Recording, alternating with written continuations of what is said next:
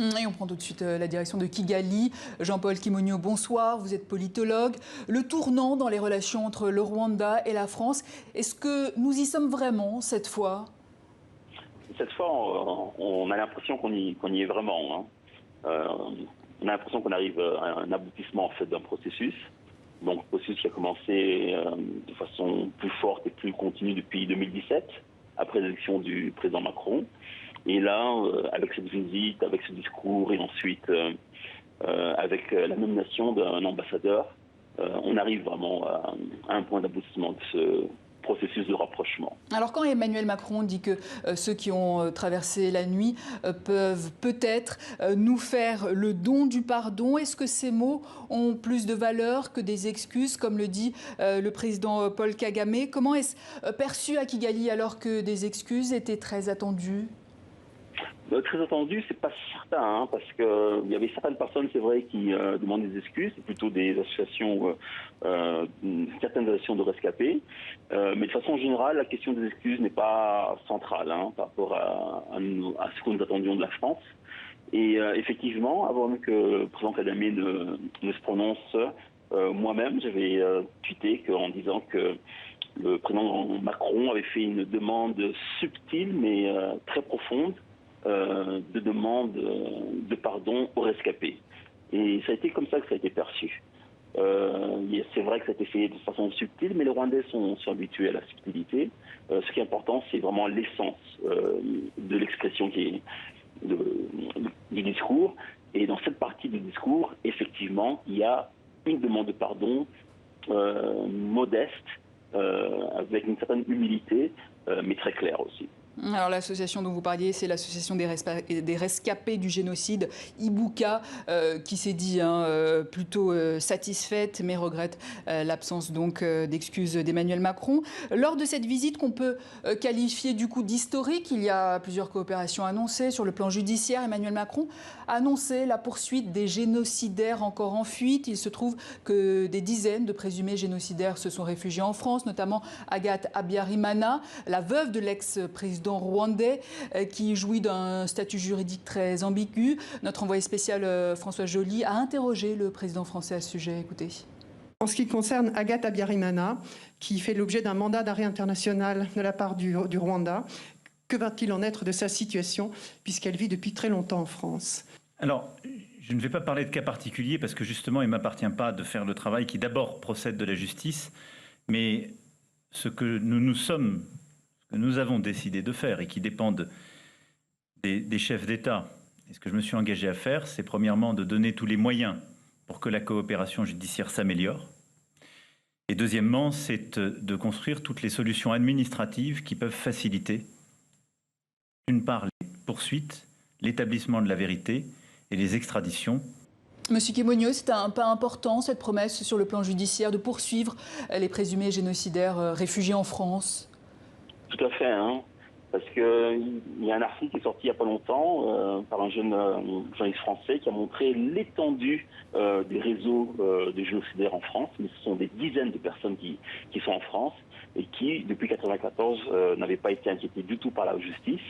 La France a commencé à poursuivre les génocidaires, mais assez tardivement. Et ça, vraiment, c'était quelque chose qui blessait beaucoup les rescapés du génocide. De voir des génocidaires connus se promener en France sans aucun problème. Et donc cette promesse-là, c'est une promesse quand même importante, en particulier pour les rescapés du génocide.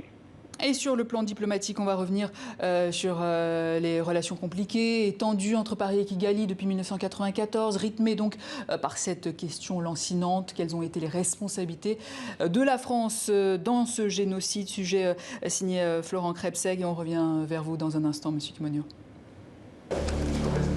Lors de leur entrevue, ont-ils évoqué le Rwanda? Un an après le génocide, et juste avant de quitter le pouvoir, François Mitterrand écrit ces mots: « Aucune police d'assurance internationale ne peut empêcher un peuple de s'autodétruire. » Hors de question donc de reconnaître une quelconque responsabilité. La repentance viendra-t-elle de Jacques Chirac? En 2 mandats et quelques rares poignées de main, l'amoureux de l'Afrique ne tentera pas la démarche. Le ressentiment rwandais fait place à la colère.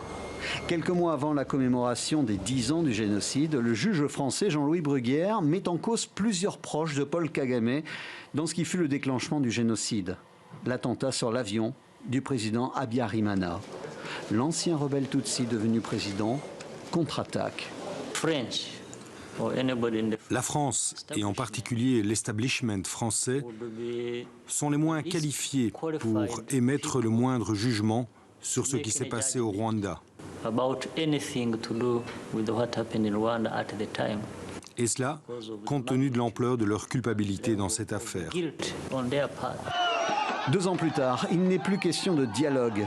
Les manifestations s'enchaînent devant le bâtiment de la représentation française à Kigali. L'ambassadeur français et l'ensemble de son personnel sont expulsés.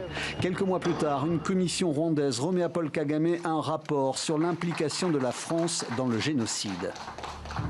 4 ans plus tard, Nicolas Sarkozy fera le premier pas vers Kigali. Il ne prononcera pas d'excuses, mais parlera d'aveuglement et même de graves erreurs d'appréciation.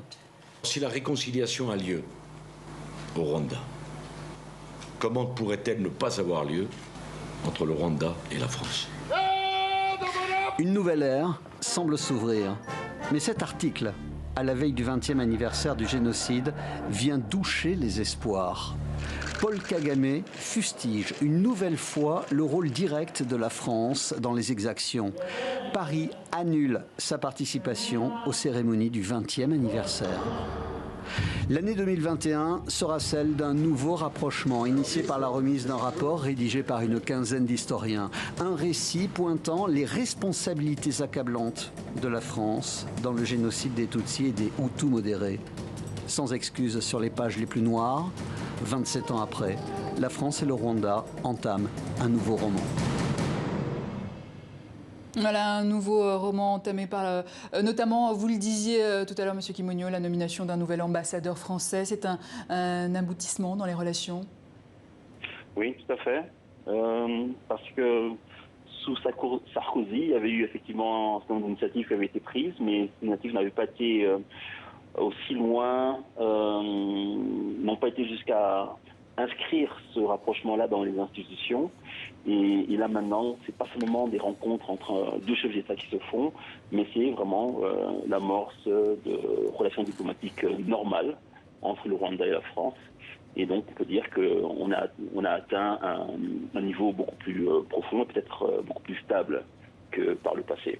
Et d'ailleurs, un nouveau centre culturel francophone a été inauguré il y a quelques heures à Kigali par le président Emmanuel Macron. Et ce, 7 ans après la fermeture de l'Institut français au Rwanda, le français langue de l'ancien colonisateur belge et de l'administration qui a grandement perdu de son influence depuis l'arrivée au pouvoir en 1994 du Front patriotique rwandais. Aujourd'hui, Monsieur Kimonyo, pas de rancune, la langue française a encore de beaux jours devant elle au Rwanda, ou non, place à l'anglais désormais? Je pense que la place de l'anglais est assurée, hein, parce que on ne change pas la langue d'instruction aussi facilement. Ce sont des processus la langue anglaise, vous voulez dire?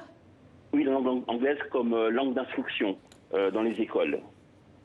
Donc le Rwanda fait ce choix-là, et ce choix-là n'était pas simplement dû à la dispute avec la France. Il y avait un certain nombre d'éléments assez objectifs qui faisaient que le Rwanda voulait passer par l'anglais, et notamment l'environnement régional dans lequel le Rwanda est, qui est de l'Afrique de l'Est, qui est essentiellement anglophone. Et un retour en arrière aux Français ne serait pas possible, ne serait même pas souhaitable, je pense. Mais maintenant, donner une place plus importante du français dans le système d'enseignement, oui, très certainement. Mais pas comme principale langue d'enseignement, non. Un mot peut-être sur la reprise de la coopération économique entre les 2 pays. Il y a eu la signature de nombreux contrats. Également aujourd'hui, distribution de vaccins. Ça y est, les affaires repartent? Les affaires repartent, mais les affaires n'avaient jamais vraiment cessé, hein. Ça fait quand même plus d'une quinzaine d'années qu'il y avait un certain nombre d'entreprises françaises qui commençaient à s'établir doucement au Rwanda.